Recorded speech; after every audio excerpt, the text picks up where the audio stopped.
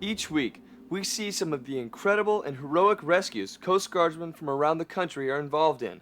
Some of the most spectacular are those done in heavy surf.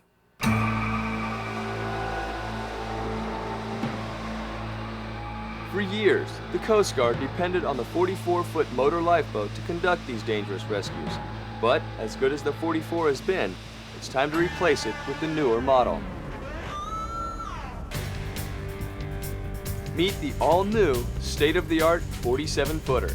Twice as fast as the 44, this sleek, high-tech vessel is the latest addition to the Coast Guard's fleet. The 47-footer can operate effectively in breaking waves up to 20 feet or 30 feet in the open seas. Its superior design also means it can stay on top of the breakers rather than going through them like the 44 must.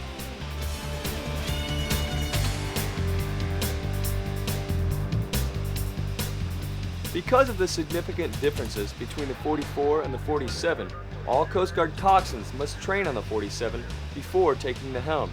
This transitional training takes place at Cape Disappointment at the National Motor Lifeboat School. Here, the Coast Guard trains coxswains in some of the roughest waters in the world. And here, I'm going to get the chance to experience firsthand what it's like to put the 47-footer through its paces. Fortunately for me and our production crew, during the 2 days we spent shooting this segment, the weather was beautiful and the seas calm. I'm Chief Warrant Officer Paul Bologna, Commanding Officer at National Motor Lifeboat School. Very nice to meet you, sir. Scott Morris. Senior Chief Cliff Hull, I'm the XPO of the school. Very nice to meet you as well, sir. If you want to come on in, we'll go ahead and start and discuss what we're going to do over the next couple of days. Excellent. As anxious as I was to get underway, it was first things first. Because the boat is so complex and technologically advanced, I needed to learn some of the basics before they would even let me near the 47-footer. It's classroom Your time. throttle controls right here. They're just dials that work potentiometers. You want to make sure your dials are turned all the way down to where your engines would be at idle. Because if you energize this with the throttle ran up, Get accustomed to talking, really talking, right to them. More important than time, what we want is accuracy. In other words, we want to come alongside the boat. everybody understand that? Synchronized button. You can run the throttle of both engine up. Perhaps your approach wasn't right. Anybody confused on that?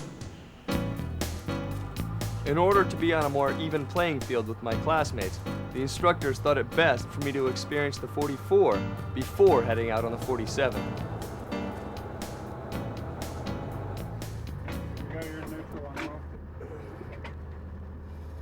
What we're gonna do is I want Scott to get used. We're not gonna throw nothing over right now, okay? I'm gonna put you through some paces, all right? Just to get used to the helm and throttle, okay? Go ahead and left full rudder.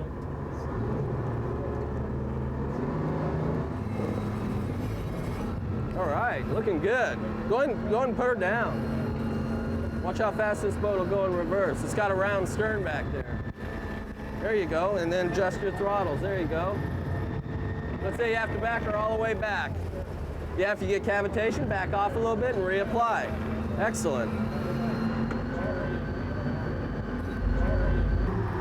These are very maneuverable boats. Tight, yeah. Yeah, very, You're gonna very. see a difference between this and the 47. The 47. So I admit, I was a little nervous, but with some of the basics under my belt, I felt ready to take the helm of the 47-foot motor lifeboat. We began with some specific drills that all coxswains need to master, starting with simple turns and leading into advanced rescue maneuvers. Scott, I'll put you on the, I'll let you get a feel for the jog lever steering, okay? For the jog lever, and then we'll go ahead and we'll go to the wheel too, and we'll do just a couple basic maneuvers, turns. We're gonna do a couple turns. Hey, we're gonna do a couple turns. All right, go ahead. Okay, now come back on it.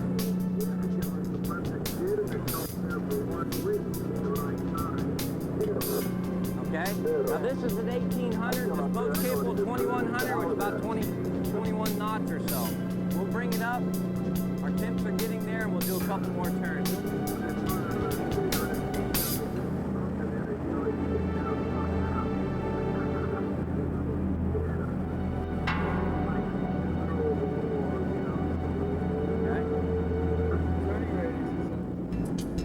Now watch how we slow down as we come about. This boat is real slow. We'll drop Well, down to I about wasn't 40 quite ready for the high seas, but in my mind, I was about to partake in something just as dangerous. The instructors decided to put the school's executive officer in the water for a man overboard drill.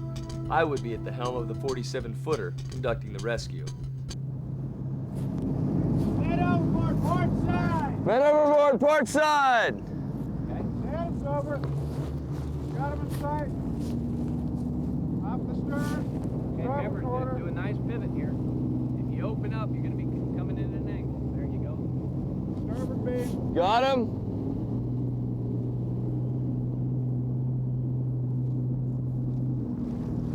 Port side pickup. Right. Going below. Go down below. Okay? And remember, you set up down here and you'll be shifting steering stations back once you've set up. Okay. Okay? Get steering. Take the steering. Okay. Get the station active. Ready Down on again. deck. Yep. Okay. Okay. That was a good turn. You lined up perfectly. I lost him. Speed's good. Right alongside. First set of bids. Slow down a little.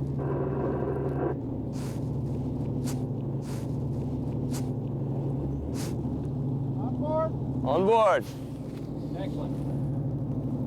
Well, Scott's doing pretty good. The first time he came up, the crewman grabbed my legs there, and he had a little bit of speed on, and I got drug under a little bit.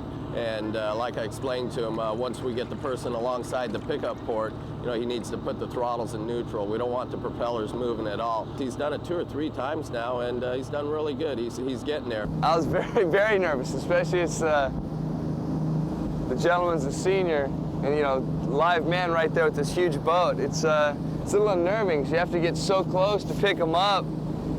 It's very nervous. I was very happy it went off.